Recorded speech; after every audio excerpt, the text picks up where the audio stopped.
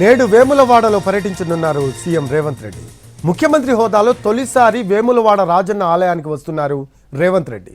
మొదట రాజన్నను దర్శించుకొని కోడె మొక్కులు చెల్లించుకొనున్నారు.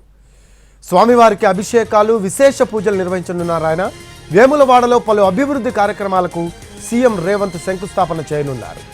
ఆలయ విస్తరణ పనులకు ధర్మగుండం వద్ద శంకుస్థాపన చేయనున్నారు. తర్వాత ఆలయం గుడి చెరువు ప్రాంగణంలో పలు అభివృద్ధి పనులకు వర్చువల్గా శంకుస్థాపన చేయనున్నారు ముఖ్యమంత్రి. తర్వాత బహిరంగ సభలో ప్రసంగించనున్నారు రేవంత్ రెడ్డి. వేములవాడ రాజన్న ఆలయ అభివృద్ధికి నిధులు కేటాయించింది సర్కార్. మొత్తం 127 కోట్ల నిధులతో అభివృద్ధి పనులు ప్రారంభించనున్నారు.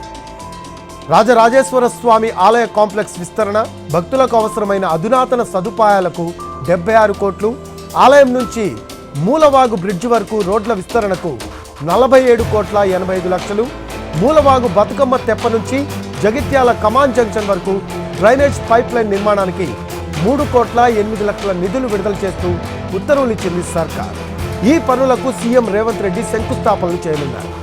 తర్వాత సిరిసిల్ల ఎస్పీ కార్యాలయాన్ని వర్చువల్గా ప్రారంభించిన తర్వాత బహిరంగ సభలో మాట్లాడనున్నారు సీఎం రేవంత్ రెడ్డి.